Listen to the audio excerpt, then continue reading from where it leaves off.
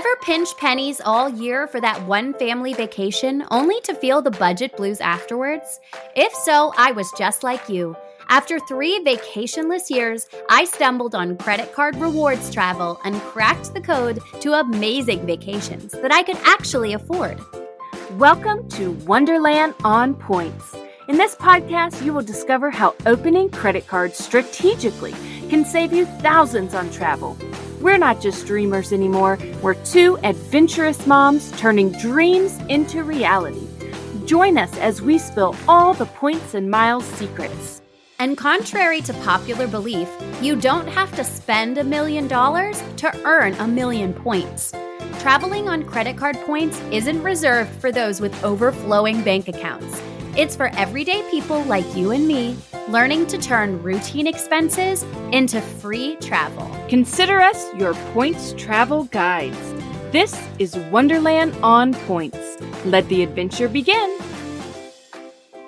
Welcome back to another episode of the Wonderland on Points podcast. We are so glad that you have joined us. We have an exciting show for you with a surgeon, Jo. She is out there saving lives and earning points. Yeah, she is. And she is fascinating. We just got through with that interview and I love her. She is so interesting. I could listen to her talk all day. I could listen to her stories and her tips. You guys are going to absolutely love this interview. But first, Mary Ellen, what has been up this week? Woo, this is a busy week. We are about to leave for our Points and Miles family trip to California. I got a new bag for us a new gear. I love new gear. A new luggage bag, and I buy way too many bathing suits. Not so much for myself because that is not fun. But for my toddler and my little girl, I love some matching bathing suits. So heading to San Diego and Channel Islands National Park, Joshua Tree. I am so pumped for those. And yeah, just kind of gathering all the things, trying to remember all that goes into packing for a family of 5 to go across the country. What are you doing over there? I see you're like crafty. Tell me what you are crafting. I am crafting, you guys. So maybe it's not always going to be trip tips that you get from us. Maybe occasionally you're going to get a super budget win. And today, that budget win is that in the clearance section of Academy Sports Store, I don't know if you guys have those. I don't know if do you have Academy where you live? Yeah, I think we have Academy. Yeah. Okay. I've heard of Academy. I don't know exactly where one is, but I've definitely heard of it. And I see the offers on the Chase offers. Yes, there are Chase offers. And unfortunately, I did not see a Chase offer when I bought these, but that is okay because I spent so little money that I don't think I really would have gotten much back anyways. I am getting married in September, as we all know, because I talk about it way too much. But as you should, a bride to be. All right. I try not to, but it's just exciting. In the clearance section of Academy, I found high top white Adidas sneakers on clearance. And at this point, Academy was having a sale 50% off of their clearance price.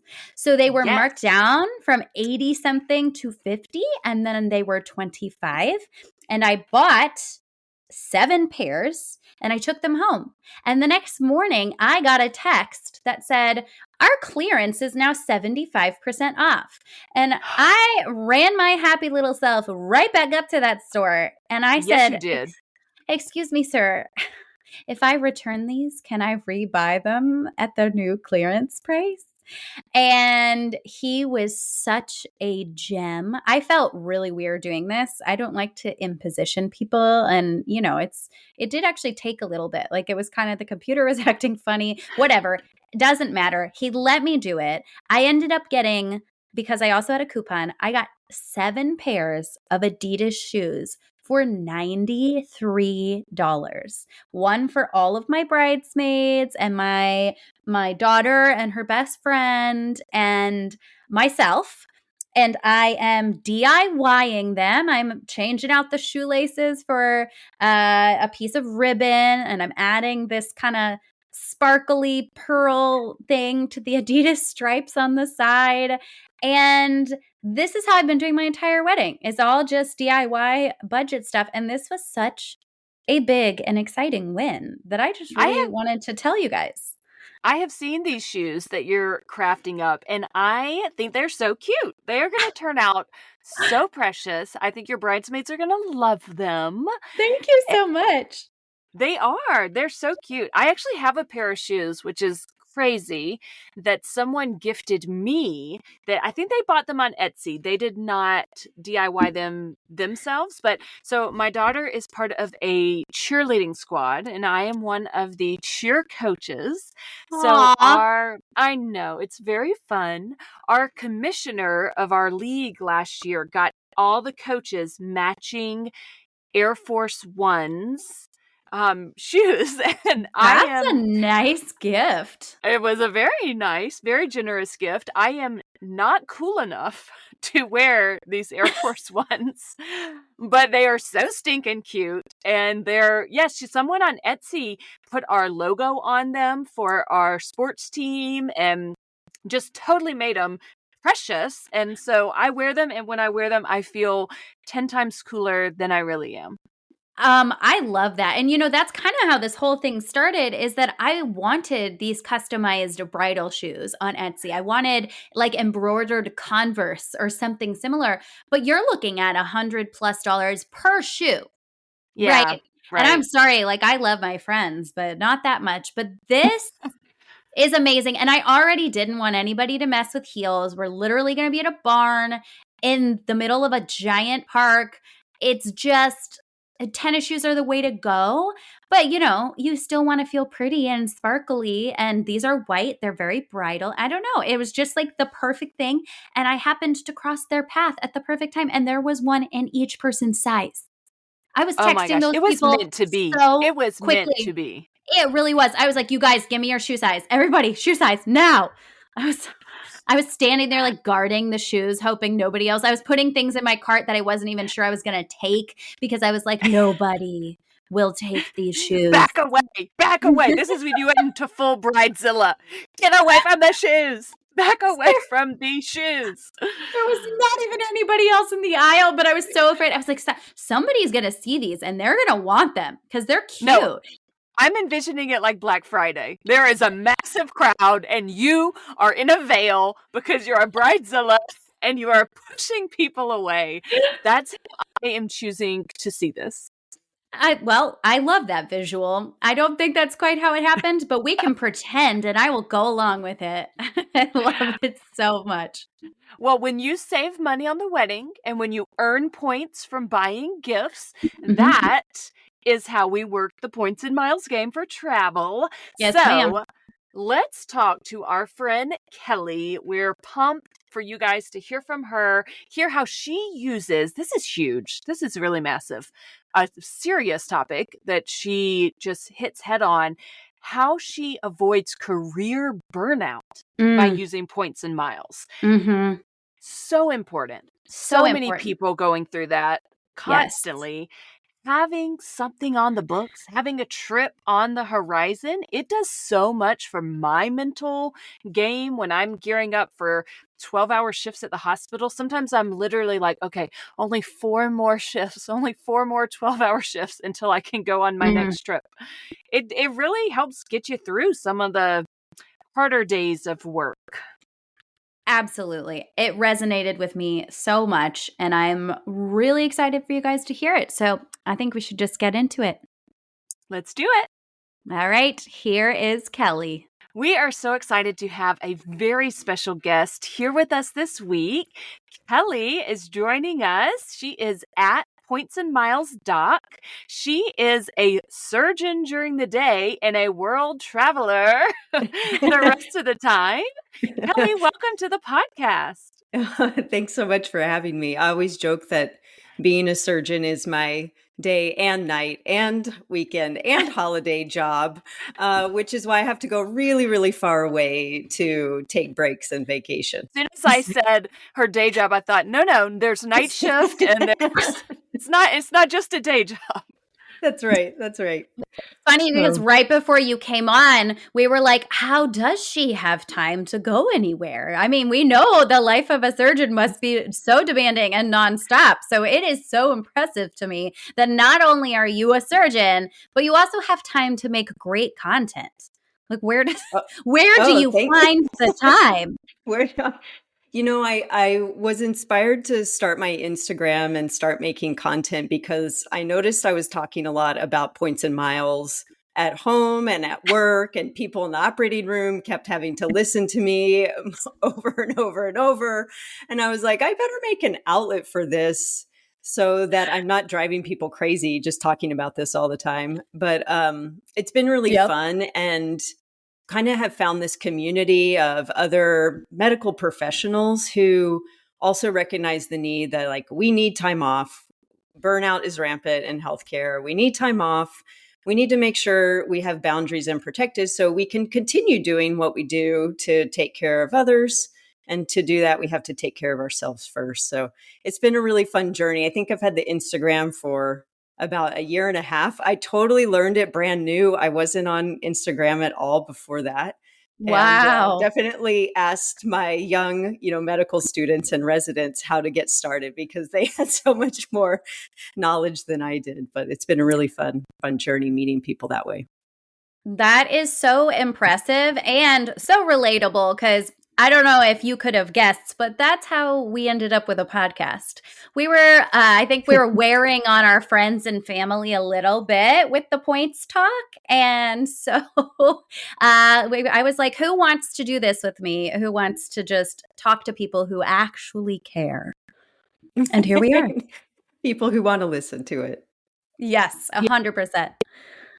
So when did you start just with the points and miles? When did you start realizing that you could capitalize on these credit card welcome bonuses? Like, how did you get into that? Yeah, I wish I had realized it sooner. I think all of us say that once you get really into Yes. it, of course. I had some knowledge that you could turn credit card spend into points very early on. I grew up in Dallas, as an American Airlines hub.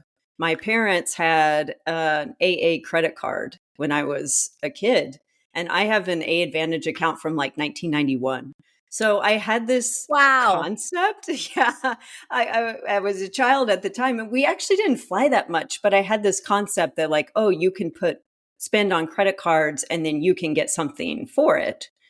But I didn't really get into points and miles until much later. It was 2015, actually. I remember exactly how it happened because my spouse is in footwear development and flies all over the world Whoa. for this. What a cool At the end job. of Yeah, super cool job.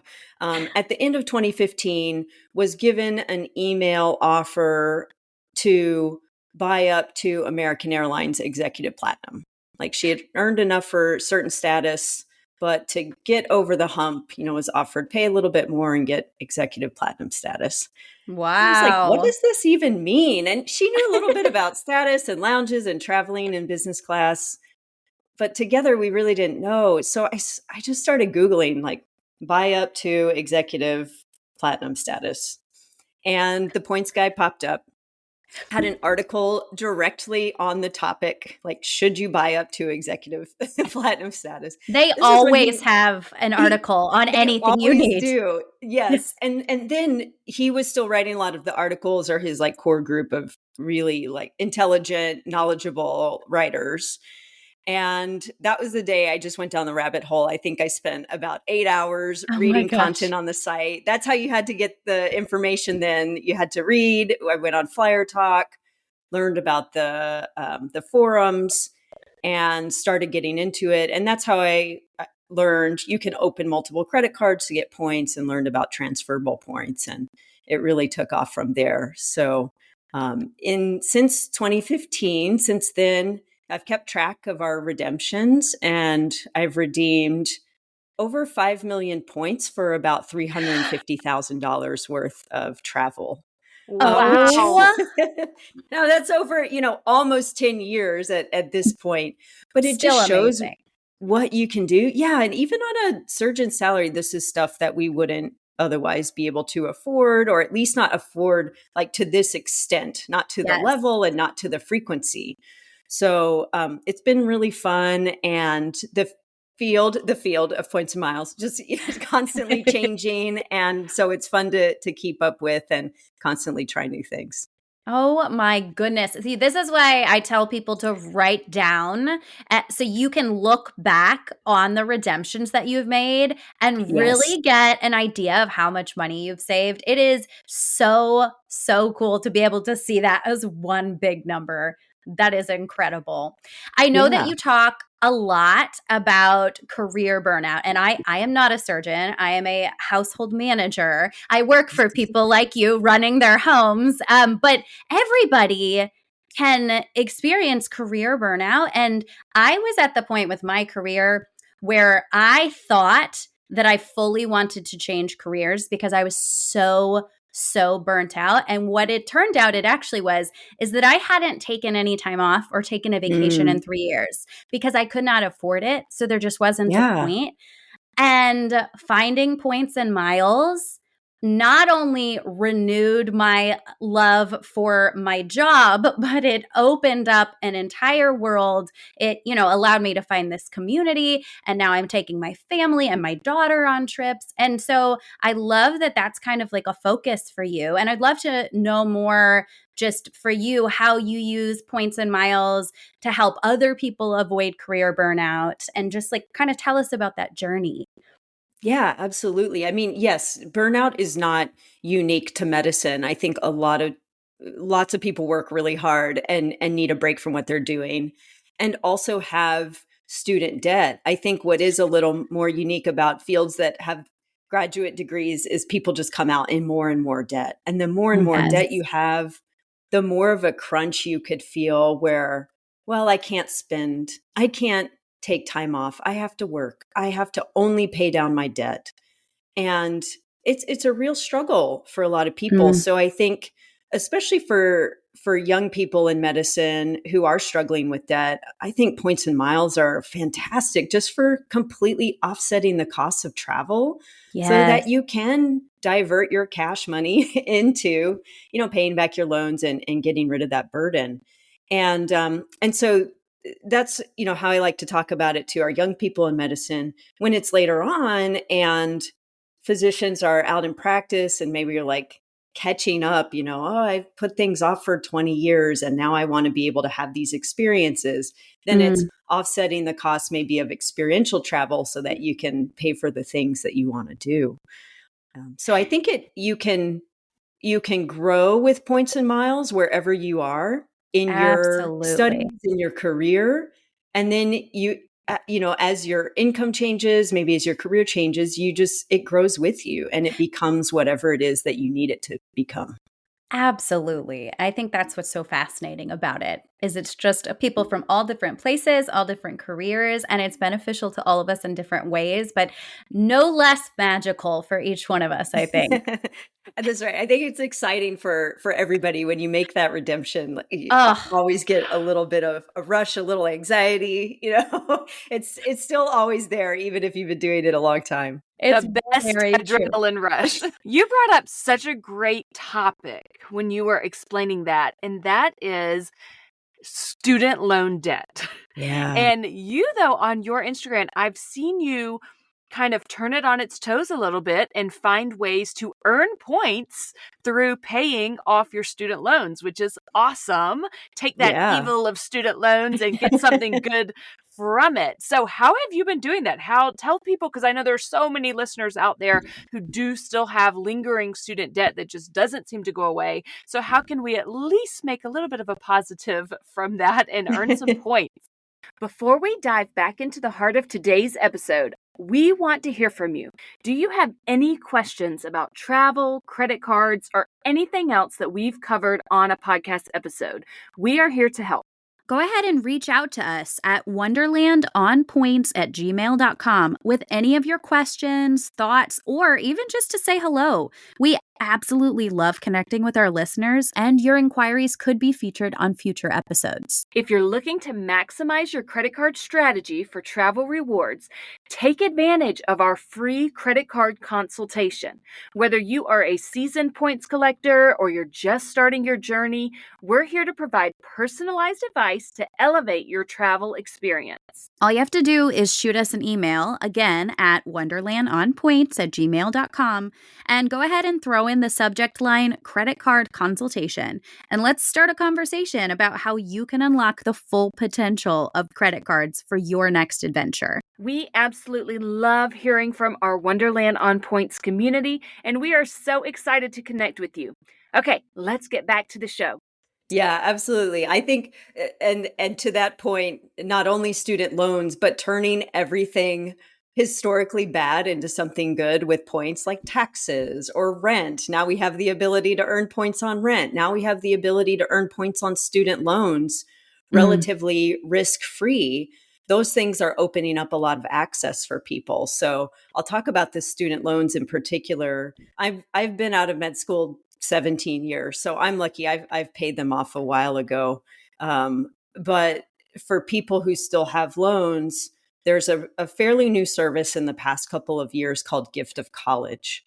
And some people are familiar with the concept of using your credit cards to buy gift cards, earning points to buy those gift cards and then using those gift cards for something else. And that's what Gift of College actually is. The intent of it was that if you have a graduate, from high school or college, you could buy them Gift of College gift cards and they can put that money towards their student loans. But it can be used if you're meeting a welcome offer on a credit card, or if you have a high bonus category on a credit card, like groceries or gas stations. You can buy these gift cards not only in physical locations, but also online.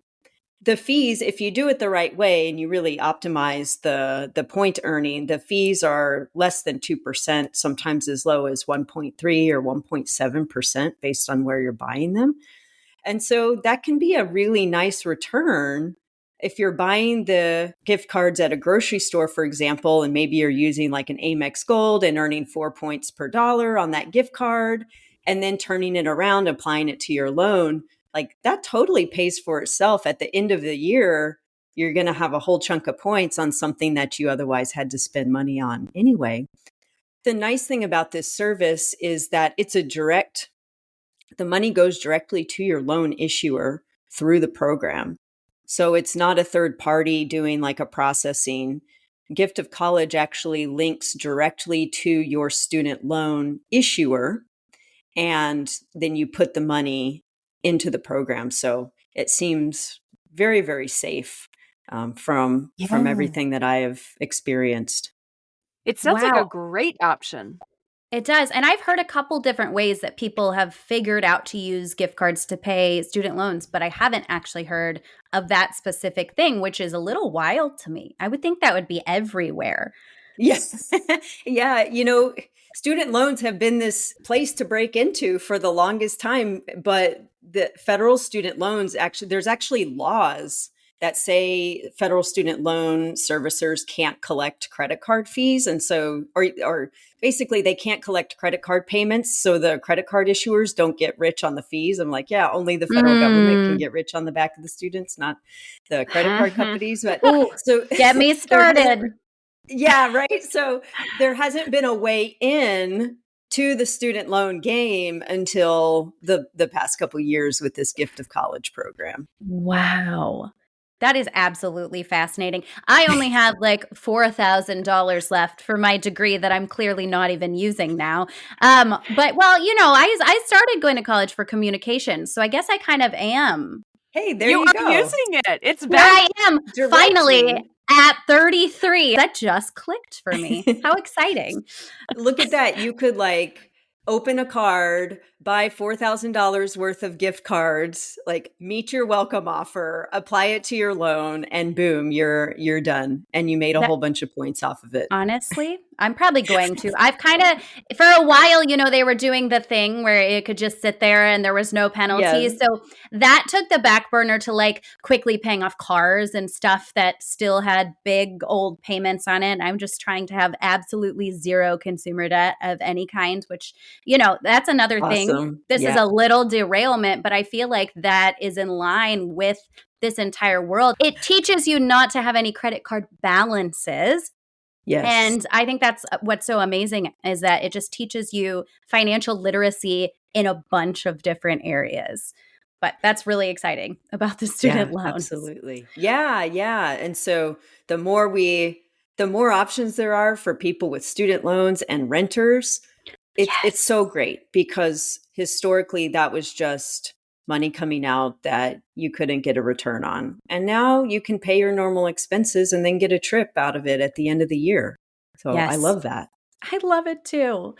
I saw on your Instagram Amex all over the place, and it spoke to me because I just got my first Amex card. I've been very much a Chase person prior to this, and that's been my main focus.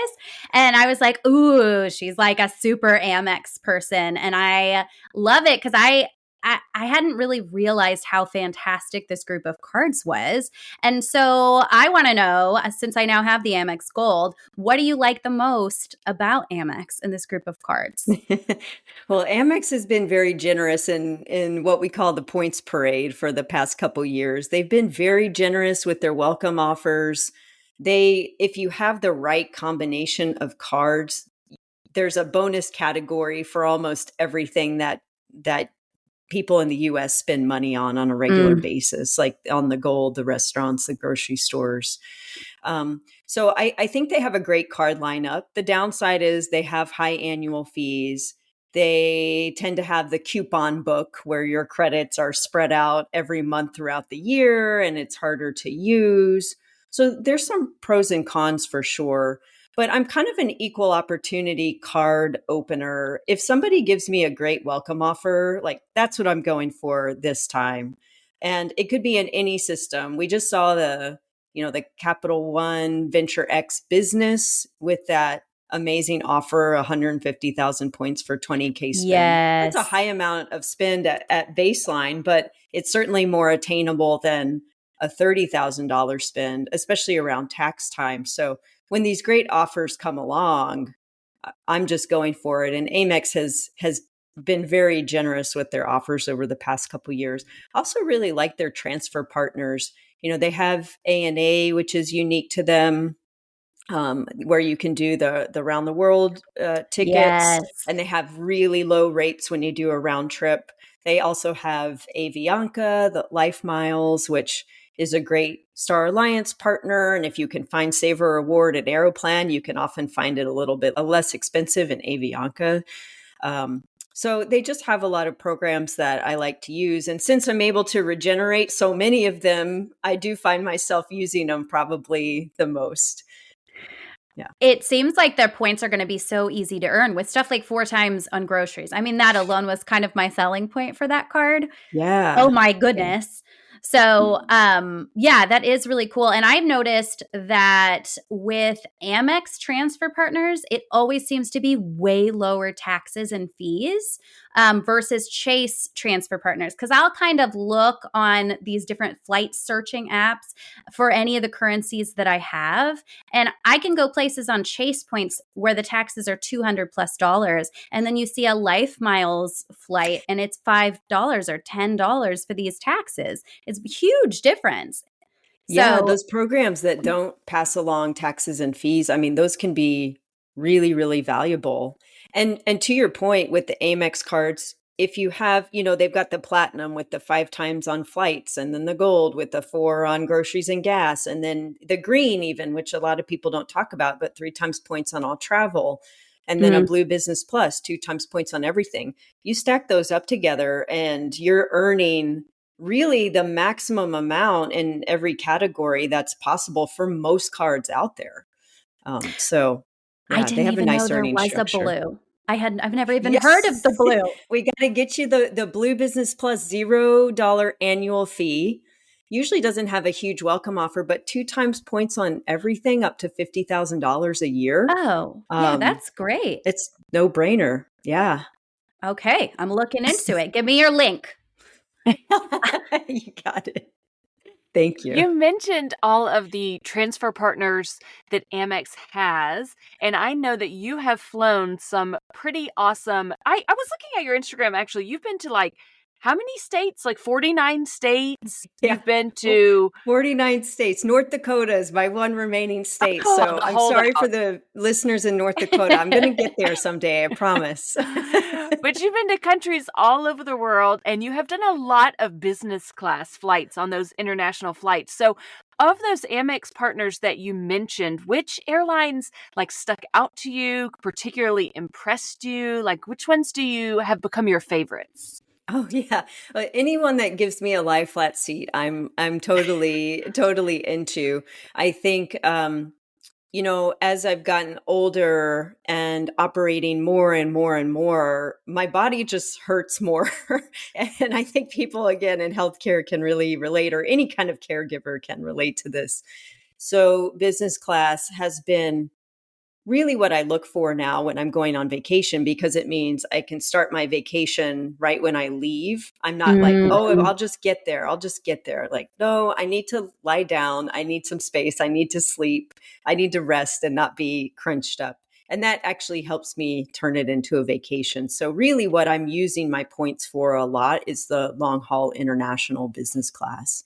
Some of my favorite programs, I think the Air France Flying Blue program is really easy to use, and they have the calendar view so you can search through multiple dates. For SkyTeam Airlines, we flew China Airlines, which is a Taiwanese airline, don't be confused.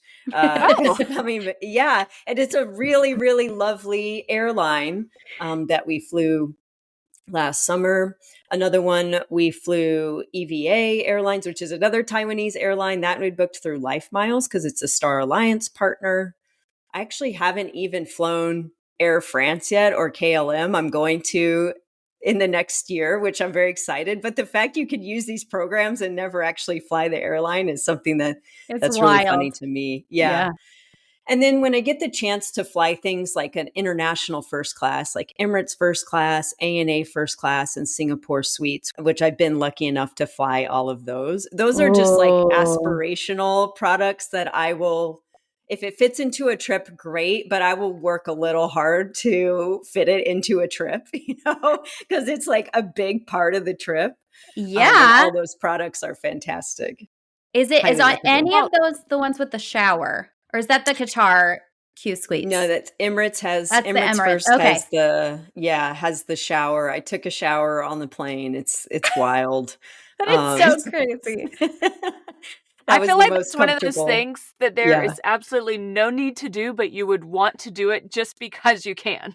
Oh, Absolutely. When I get on a plane, I'm like, okay, I need to experience everything that they offer. I need to I need to eat all the food. I need to drink all the drinks. I need to have the bed turned down so I can sleep. But so I'm just constantly I need to take a shower. I need to go to the bar, so it's all these I I amp myself up, and then I'm like, oh, I don't have enough time to really fully experience this that would be me flight. for sure. Like I would plan an overnight flight thinking, "Oh, I have a lie flat seat. I should plan this so I can sleep the whole time and be fresh when we arrive." I would not. I would be too Yeah. excited. Push all Uh the buttons, watch all the yes. movies. Yes. Yes, absolutely.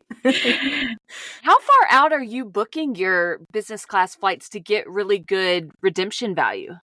Yeah, great question. So I'm one of those people that has to book my schedule really far in advance. I actually make the schedule for our division. I'm the division director, so I'm lucky that I get to I tell my colleagues, I'm like, everybody just put your vacations on the calendar and we'll all divide up the work around it. But also, we book patients out like 4, 6, sometimes 7 months in advance for Yeah. surgery. So I really just need that time blocked in advance. So that's usually when I'm looking for tickets. I'll look right when the schedule opens. I'll look 11 months out. I appreciate the programs that, like Qatar, for example, opens, I think 360 or 361 days out. And they usually have a few seats of availability when they open in their own program.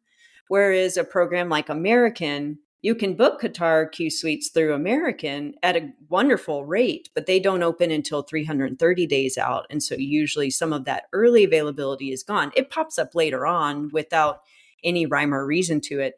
But I'll try to book very far out. And then if something better, like if it's not the ideal schedule or it's not the ideal flight, if something better comes along throughout the year, I'll look for it. I'll set alerts in Expert Flyer, or I'll just, search every now and then to make sure that I have what I want. The bad thing about booking so far out is there can be schedule changes. And so Right. you may be looking for something else closer in anyway, but that's fine. I mean, I'd rather have something set that maybe I have to work around. And then if I have to fix it later, rather than not have anything at all booked and be scrambling at the last minute. Yeah. Well, and that's the beauty of these, is that almost everything on Points and Miles seems to be very easily refundable or changeable. Yes. So that's pretty nice. What was that thing you just mentioned? Expert Flyer. I don't know what that is. Tell us about that. Oh, yeah. Expert Flyer is this program where it basically pulls up seat maps. So you can put in a flight or an airline and you can pull up a seat map and it'll tell you what is available. And what's important about this is it tells you what fare classes are available. And fare classes tell you when awards are available or when upgrades are available. And if you subscribe, I think it's, I don't know, $100 a year, they'll send you alerts. So you can say, hey, I'm looking for an upgrade award on this flight within these few days, and set an alert. And if something opens up, boom, they'll send you an email. Even if you're just looking for a better seat, like maybe you have a middle seat, but you really wanted a window, you can set an alert for that specific seat and it'll email you. Wow. And That's amazing.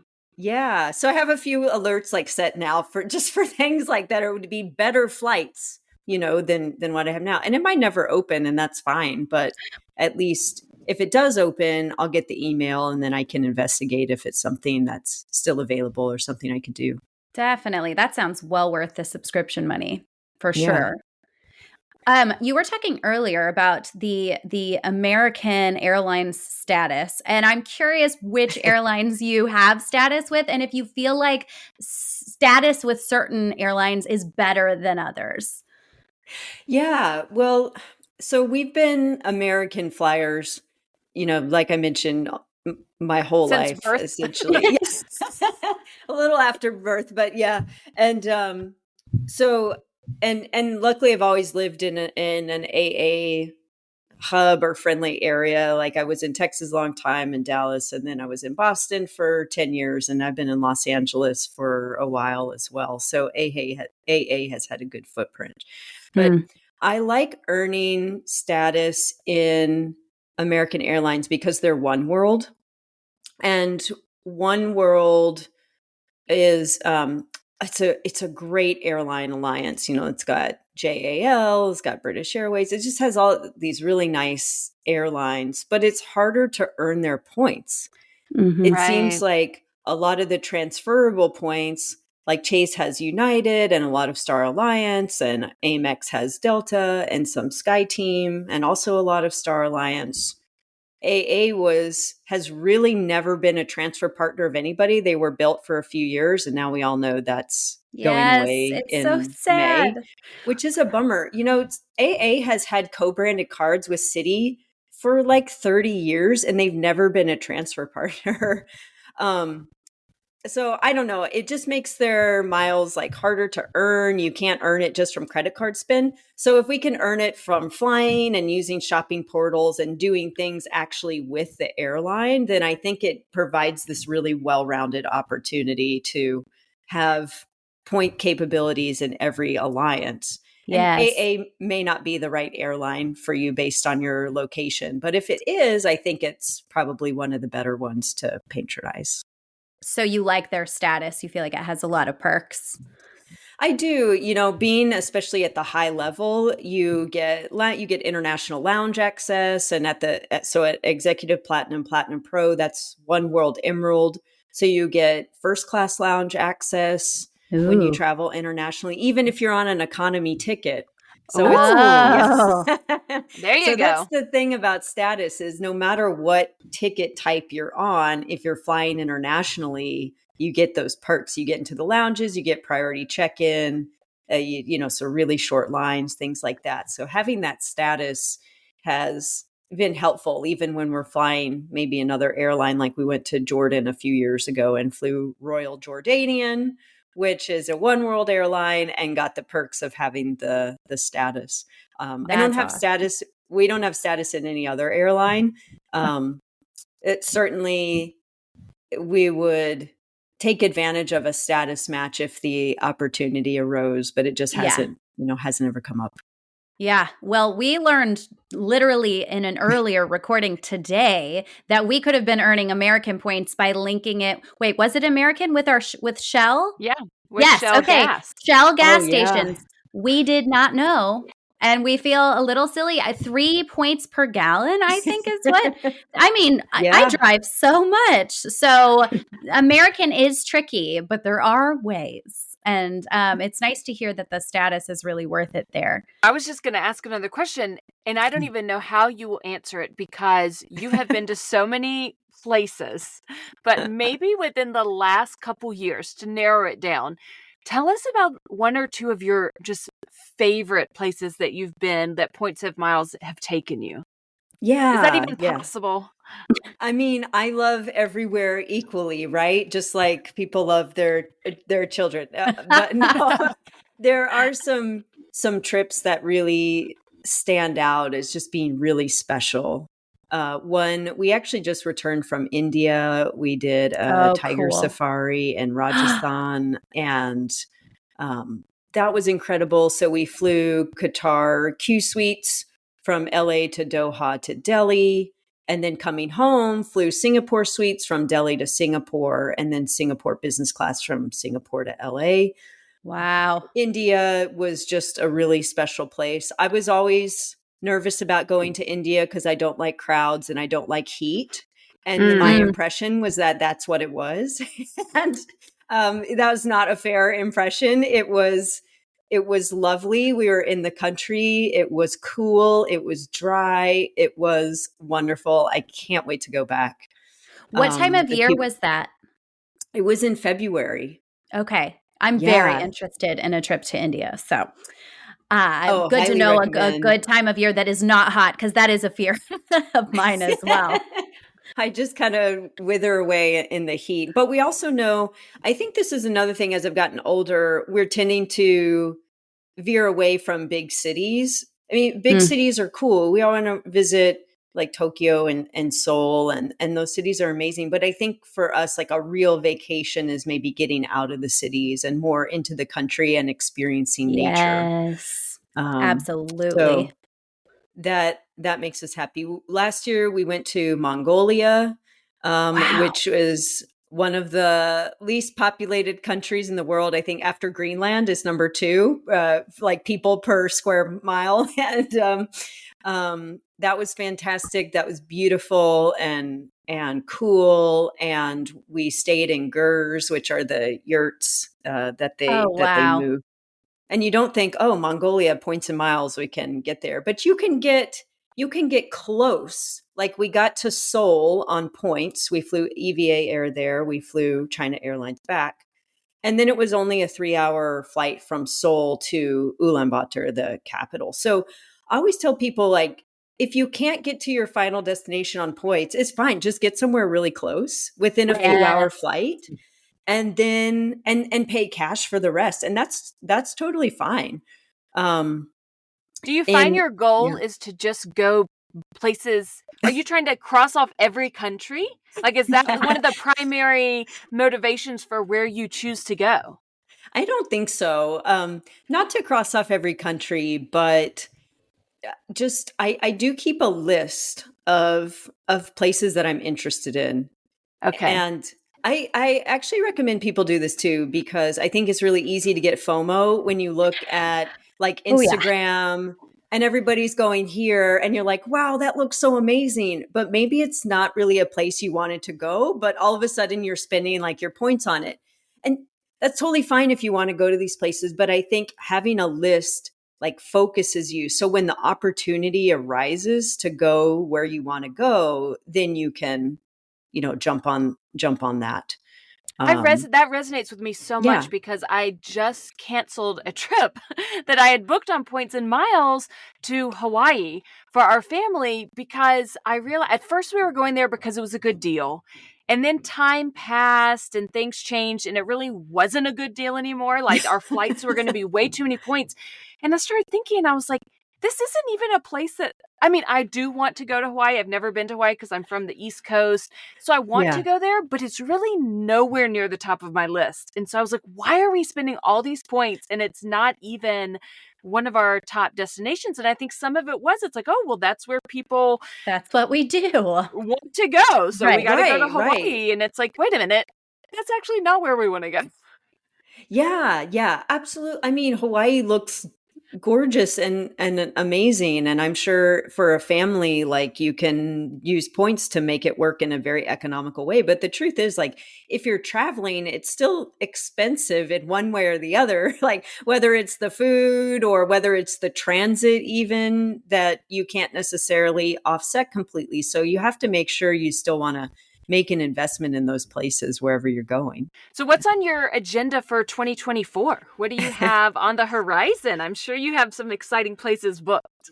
I'm excited about this year because I really went overboard. And I think, during COVID, like none of us took any time off and all of our PTO like really, really built up. And I'm salaried. I work for a major institution and we earn PTO. And then at a certain point, it caps out. You can't earn anymore. You Oh, can't roll wow. over anymore and you can't cash it out. So Oh. literally, if you don't take time off, like you're not getting part of your paycheck. And Oh, so you have to yes, yes. So just finally do this it. year, I was like, oh, okay, I'm just like going to spend so much of it and work hard in the other times. So I, meet my goals and whatnot. But so we just got back from India. And at the end of next month, I'm actually going on a trip with some medical school friends to Portugal, which I've always wanted to go Oh, to. Very neat. it And is looks that just so a beautiful. pleasure trip for fun, or is it like a medical trip where you're doing medical aid? Yeah, just a leisure trip.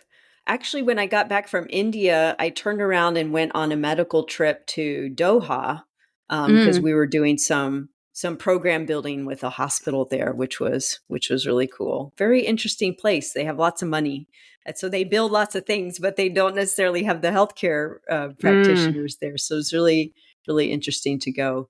But after Portugal, we're going to Scotland. My wife and Oh, I, we're doing a trip where we're hiking around the Highlands. A couple years ago, we did a trip where we walked across England. There's a coast to coast trail where you can walk across yes. the It's whole on my thing. list. And yeah, oh, awesome. It was so cool. Getting up and just walking every single day was like Yeah. so mind clearing. And so now we're doing the same thing with the same company in Scotland. Can It'll be more of a roundabout rather than a cross, but yeah. can I ask which company you're using? I have a list with one on it. I want to know if it's the same one. I'd love to know. Yeah, they're called country walkers. They Okay. are based in Vermont, but they do these walks all around the world. And so really, really Wow. fantastic. It's like supported walk where they'll take your stuff to the next hotel for the Yes. day and then you just have to Yes. walk. Oh, I've Yeah. never So heard of this. the one that It's amazing. the company that I have heard people have used is called Contours, and it's exactly the same, but Yeah. it is more like you're staying at inns and maybe even hostels, so not hotels. So I'm wondering if maybe country walkers, is that what you said? Country walkers? Country walkers, yeah. Okay. I'm wondering maybe if that's like the next level up, where if you don't maybe necessarily want to share a room with other people, that's where you go. I think, yes, going back to that, like, I need to be comfortable and not in pain when I'm traveling. And we do prefer hotels at this point, and not camping. Though I did trick my wife into a trip a couple years ago. We went to the Arctic and we actually camped on the sea ice. It was a polar bear safari. What? And Oh my I didn't even know there was such thing as a polar bear safari. I didn't know either. Every now and then I'll go to the travel show. You know how they'll have like the travel show in the big cities, and it's a lot of junk, but it's also, there's some good inspiration there, and you find out about these things you can do that you didn't otherwise know about. So wow. there's a few places in Canada where you can go see the polar bears, and this was one of them. And we actually used points like to get all the way to Ottawa, and then took small planes up into the Arctic. What? Wow. When you say you tricked her, did you not tell her you were camping on the ice? It wasn't an intentional trick. I think we both thought there would be some heated facilities, but no, there were not heated facilities. Oh. But it was fine. It was fun. It was amazing. It was very cold, but it was incredible. We did see polar bears and narwhals and bowhead whales, which are bigger than humpbacks. Oh my It was gosh. incredible. That sounds amazing. I don't know if I could do the cold though, like that. Up there, there's so little infrastructure. There's not a choice. So you could kind of see a theme in our travels here is like out in nature or the middle of nowhere, and maybe looking at animals is kind of like what to me Love. is super relaxing. Absolutely. And I guess since you like the business class and the lie flat seats, do you have brands of hotels that you particularly love? Do you love like a super fancy hotel as well? Or are you okay with the budget hotel? What makes a vacation for you in terms of places to stay? Oh, yeah. I mean, we will do a little bit of both depending on what we need. If we stay at a nice hotel and then we're out all day long doing things and don't get to enjoy the hotel, it feels like a waste. So if we're Yes. staying at a nice hotel, we like to have like a hotel enjoyment day where we just Mm. kind of enjoy the amenities of the hotel. But I have globalist status with Hyatt that I got through the challenge with American Airlines status last year. And then my wife Nice. has titanium status with Marriott because she's been a long time. She was a SPG, high level elite before they were bought by Marriott, the Starwood program, and then has just continued in that. So we typically will use those programs if there is a reasonable like accommodation with those. Mm-hmm. And then if we're going all out or going to a place like in India, we stayed in Amman, an Amman property, the Amanba, which was this gorgeous hotel. And there's two in the US, I think three now. They just opened one in New York, and they're completely like unaffordable in the US. But if you go to their international locations, you can get the experience for a much lower price. And that was a really, really special stay.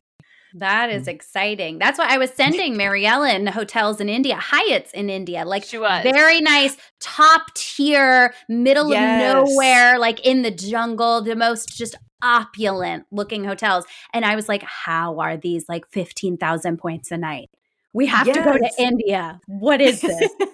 One of the things we learned in India was that, before colonialism, or maybe as colonialism was falling, I'm not sure, but some of the royalty, they had these castles and then or palaces and weren't sure what to do with them. And so to make money, they sold them to hotel chains or hotel proprietors. Wow. So some of these big forts, like there's an Alila in Rajasthan, which is a Hyatt property, which is in a fort. It's a literal fort. I'm pretty And so- sure that's one of the ones I sent. Yes, those are beautiful and low point value. And it's somebody's like former palace, essentially. I did not know That's that. incredible.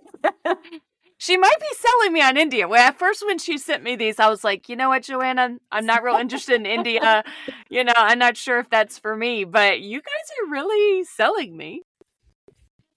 It was a great trip. So I can't say enough good things about it. And now I'm like, doing point searches just to look at trends on how I can get back there in a couple years, even though we don't have time coming up. I love that. Joe, one last question for you. Looking ahead for the rest of 2024, what is your point strategy for this year? Where do you think you're going to go? Is there a card that you have had, at this point, you've been in the points and miles game for a long time. I feel like you have gotten every card that you can get. So what is your plan for 2024? Are there any cards that are catching your eye this year?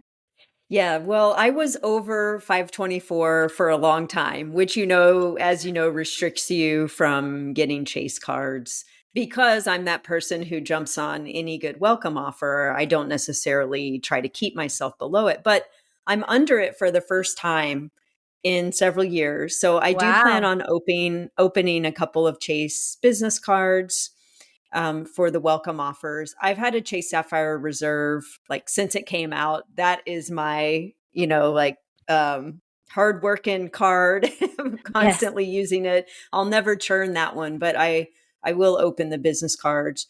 And then I'm probably going to pick up a built card this year. So, Yes. gosh, I don't rent, but their transfer bonuses, they just keep making so appealing. How can anybody like not want to be involved in their program? I 100%. yes. Well, and they So, say mortgages are on the horizon. So I'm not a renter either. We own our home, and I am just like chomping at the bit for them yeah, to right. announce that you can earn points for paying your mortgage, because I'm going to be all over that. Absolutely. So I think I'm going to pick up Built this year. And then a little bit more random, I might pick up a Miles and More Lufthansa credit card this year. And you might think, what Wow. the heck? That is totally off the rails. Like it's not transferable currency, it's a co branded card. What on earth?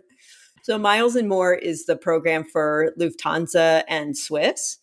And they actually have really, really great redemptions, but it's just so hard to earn points because they're not a transfer partner with anybody. There was actually a promotion a couple months ago where you could buy like a large amount of points for close to 1 cent per point. So it was a really great deal because I've always wanted to fly Lufthansa first class. And the only way to do it with partners is to book it at the last minute. I can't do that. So I booked it for a trip coming back from South Africa later in 2024. And so I have these points in the system now. And to keep them alive, if you have their credit card open, it helps like keep the points expiration date going. So again, Okay. Gotcha. totally random reason, but It's a looking good one, around, though. it's a cool program, and they have lots of Star Alliance partner availability as well. I would say more so than the Star Alliance partners we have access to with transferable points. So that's probably on the horizon too. Okay, those are Excellent. fascinating answers. I know when you were talking about Built, I was remembering at the beginning of this year, they had some like transfer bonus for 1 day. And I was sick to my stomach that I had no Yes. points to transfer because I don't have anything. The only thing hooked up to Built for me is my Lyft account. So when we travel and have to take Yes. Lyfts, I am earning some Built points and some Chase Sapphire preferred currency that way. But I was like, oh, I need to be prepared next year. That was crazy. I wanted to actually see some stories from some people who did that and how many they were able to transfer, but I didn't see anybody talk about that besides announcing it was happening. So I don't know. Yeah. Richard Kerr is somebody I follow. He was at the Points Guy, and now he does a podcast called Miles to Go, and of course has his own account and works for Built. But he, I think, flew his whole family in Air France business class with that transfer bonus for some ridiculous amount of miles. So Oh my he's a gosh. good person to follow for the Built transfer bonuses. But yeah, it just shows you don't have to have that many points to be able to get somewhere fascinating. Absolutely. And I feel like the fact that you've already shouted someone out is actually a perfect point to bring us to the part of our show where we love to ask you to shout out creators that you follow in this space that you love or that you've learned from that we can share with our listeners. Yeah, yeah. A couple of email lists that I follow. Frequent Miler is a fantastic resource, of course, and 1 Mile at a Time. They're the two like emails that I get every single day, where you can scroll through and get a whole bunch of info all at once. And That's great. then some creators. I love the points analyst. He's kind of always he lives in Switzerland. He's American, but lives Oh. in Switzerland. He's always posting really interesting deals, and he has a free business class alert list you can sign up for. So Oh, that's super cool. yeah, he's really cool. And then there's another physician I follow called Only Points. What's really interesting about her story, within a year, they were able to amass like millions of points and go on these wild trips. So just to show Wow. you, like, you can just get started and Yes. get right into it. So that's who I'm kind of listening to right now. I love that. We're gonna tag all of that in the show notes so that our listeners can go find them as well. And we're also going to tag you up in the show notes. Do you want to let people know where they can find you on the internet? Yeah, so on Instagram, I'm Points and Miles Doc, and also have a website of the same name, pointsandmilesdoc.com.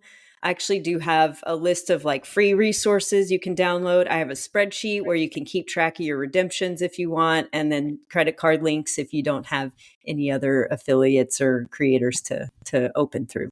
That's awesome. You have all the things. I did not even know you had a website. So we'll drop that in the show notes as well, because that is a great resource. We love a free spreadsheet. I love a spreadsheet. So Absolutely. much, because I don't want to make my own, but I do want to have one. So It's true.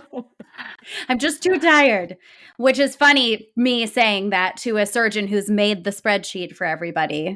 No, it's all good. I'm well rested today in particular. So Amazing. I feel great. Well, that's very good to know. Well, thank you so much for spending your valuable time off with us. We feel so honored. And Yes, we we do. too just love talking points and miles with anybody who will listen, because our spouses are sick of it. And so thank you so much for chatting with us today. Thank you. This was great. And as a friend of the pod now, if you ever want to come back and tell us about these amazing trips that you have coming up, we love to do deep dive episodes where people like talk us through one or two places they've been in great detail. Cool. So you're always welcome to come back and share with us about those. We would love to have you. I would take you up on that. Love it. I love logistics, Amazing. so I could talk again Yes. about it all day long and drive everyone crazy unless they want to listen. Not us. Never us. This is a safe space. Well, thank you so much. We really appreciate you. See you next time, everybody. If you enjoyed this show today, please consider writing us a review or clicking 5 stars wherever you listen to your podcasts.